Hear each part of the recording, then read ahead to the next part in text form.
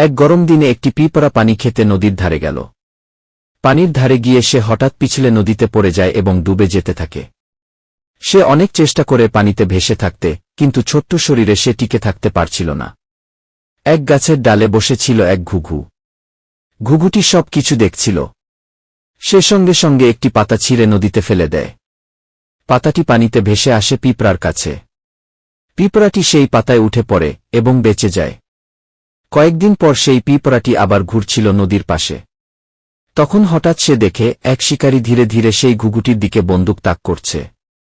পিঁপড়াটি বুঝে যায় বিপদ আসছে। সে ছুটে গিয়ে শিকারীর পায়ে জোরে কামড় দেয়।